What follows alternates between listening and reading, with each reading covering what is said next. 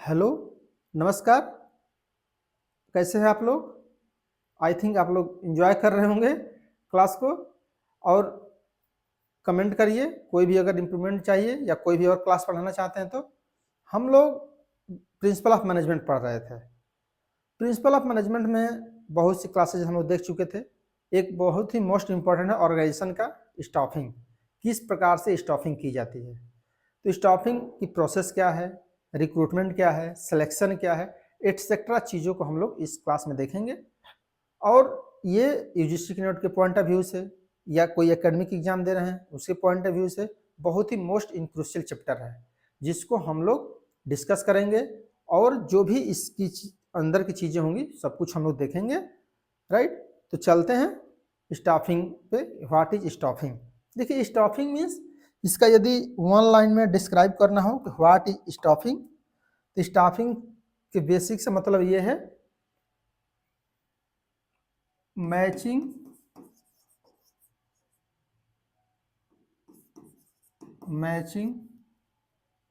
Job with people. Okay, लोगों को match कराना जॉब के साथ, जैसा है वैसा ही जॉब प्रोवाइड करना ही स्टाफिंग है।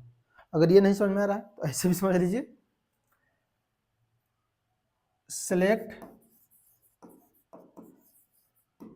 Right person to right place. Right place, यहाँ पर क्या है कि सही व्यक्ति को सही स्थान पर रखना है स्टाफिंग है। क्योंकि आप जानते हैं कि कोई भी व्यक्ति करप्शन के संबंध में एक बात बेसिकली याद रखिए, लाइफ टाइम करप्शन के लिए, करप्शन में हमेशा ध्यान रखिए कि जिसकी एलिजिबिलिटी नहीं होती है, योग्यता है, ओके, उससे यदि उसको ज्यादा मिल जाए तो समझिए कि करप्ट होने की पॉसिबिलिटी ज्यादा हो जाती है। More or less that is same. हो सकता है कि कुछ सिचुएशंस में ऐसा ना हो, लेकिन वो समझिए एक्सेप्शन है। लेकिन इस बात को ध्यान रखे रहिए कि अगर आपके अंदर योग्यता नहीं है तो आपको करप्ट होने की पॉसिबिलिटी ज़्यादा है। अगर आप योग्य हैं बहुत ज़्यादा और योग्यता से कम आपको चीज़ें मिल रही हैं, कम मिलना, ओके, तो समझिए कि आप करप्ट नहीं होंगे। तो योग्यता से यदि कम पा रहे हैं तो समझिए कि करप्ट नहीं होंगे। योग्यता से ज़्यादा पा रहे हैं, जो आपको नहीं मिलना चाहिए वो मिल गई, तो समझिए कि आप अच्छा से। और करप्शन इस पैसे का नहीं, आप एक बात ध्यान रखिए, अगर कोई ये सोच रहा होगा कि करप्शन इस पैसे होता है, पैसा का हेरा फेरी करना, नॉट। इसमें ज़्यादा इंपॉर्टेंट है करप्शन मीन्स क्या होता है, भ्रष्टाचार। भ्रष्टाचार इसका मतलब क्या होगा, भ्रष्ट आचरण। राइट, वो आचरण किसी भी प्रकार का हो सकता है, मॉनेटरी हो सकता है, नॉन मॉनेटरी हो सकता है। राइट, तो यहाँ केवल भ्रष्टाचार मीन्स ये ध्यान रखना है। इसीलिए जरूरी क्या है, जैसे मान लीजिए कि आपको टाइपिंग नहीं आती है और आप पैसा देकर नौकरी पा लिए, तो आप सोचिए अच्छा से काम कर पाएंगे, कभी नहीं। उसके रेफरेंस में कहा जा रहा है कि योग्यता होना बहुत जरूरी है।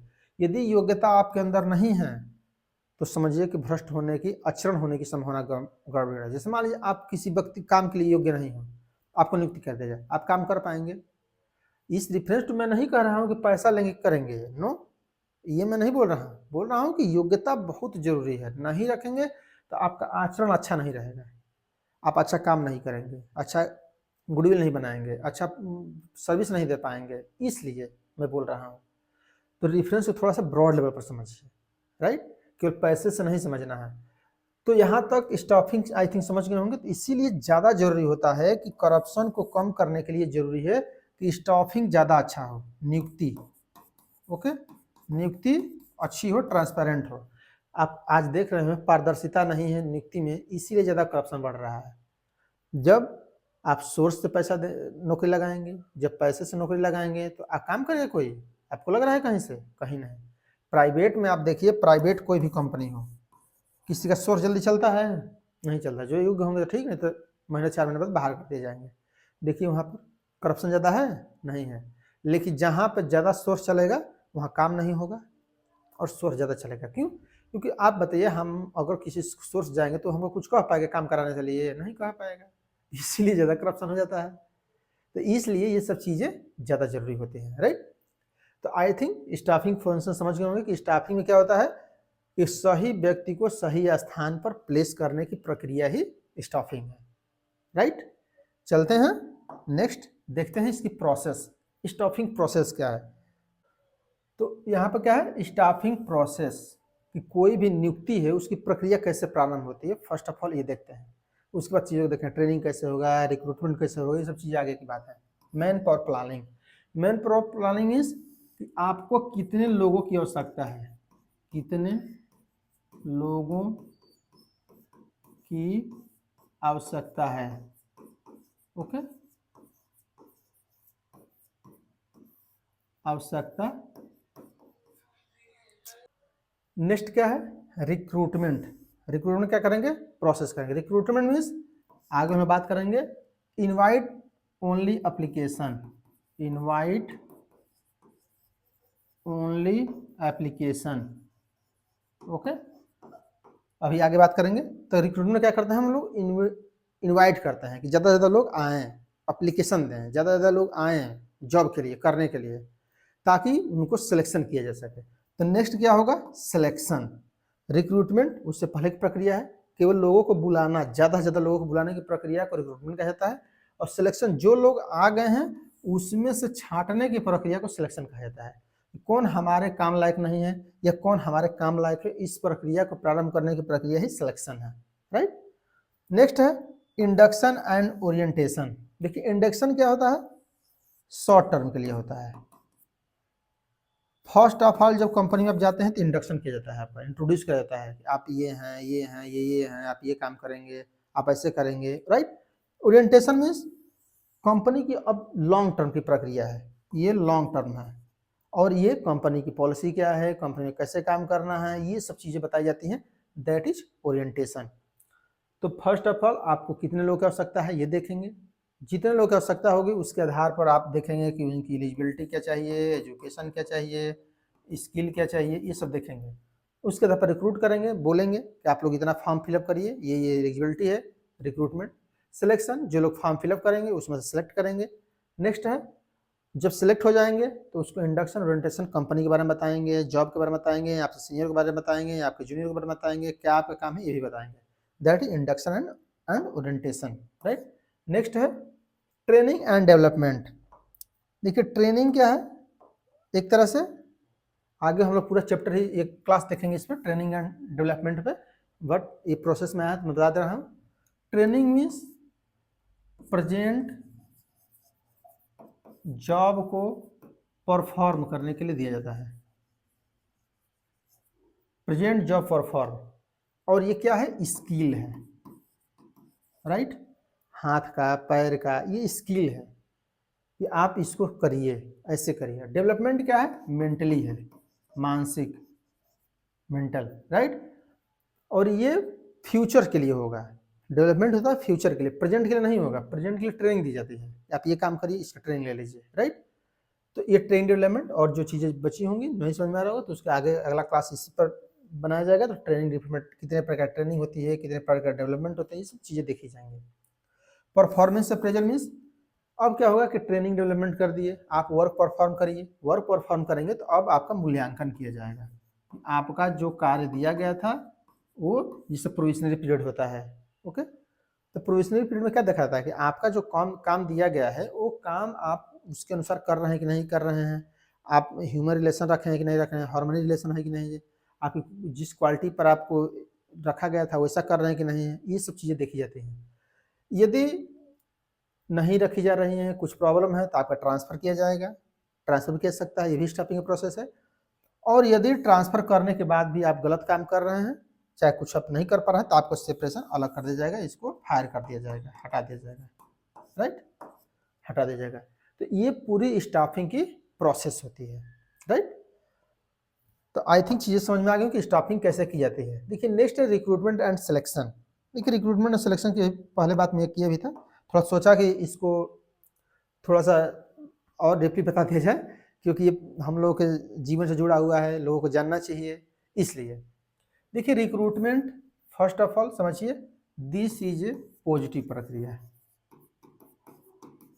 Positive process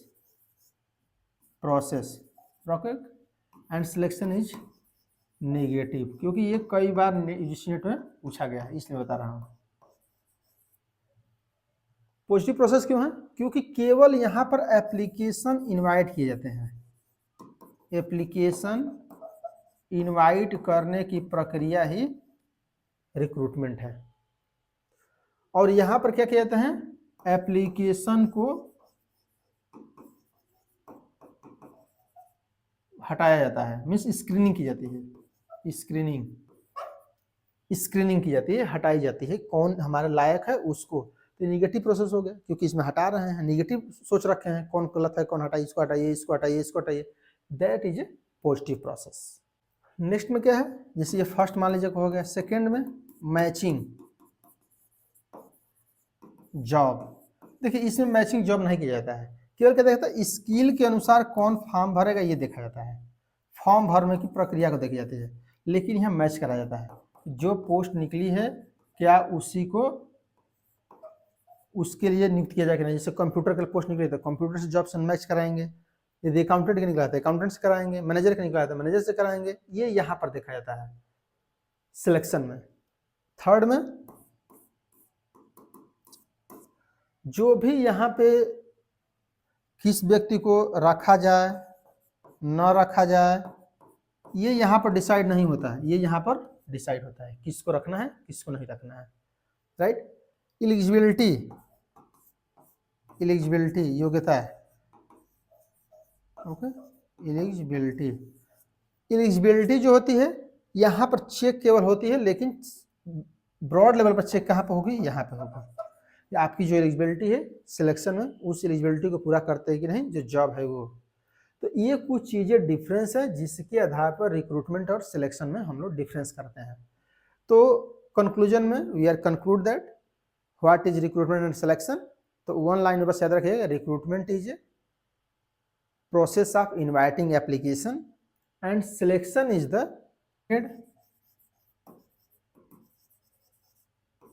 of most suitable candidate for post for job के लिए कौन मोस्ट सुटेबल है उसको अपॉइंट करने की प्रक्रिया सिलेक्शन है। तो दो चीजें ध्यान रखना है, फर्स्ट पे एप्लीकेशन को इनवाइट करने की प्रोसेस को रिक्रूटमेंट कहा जाता है, और अपॉइंटमेंट सुटेबल कैंडिडेट की अपॉइंटमेंट करने की प्रक्रिया को सिलेक्शन कहा जाता है। और selection is a negative process, also recruitment is A positive process. जो भी कुछ डिटरमाइंड होती हैं ये यहाँ पर होती हैं सिलेक्शन में।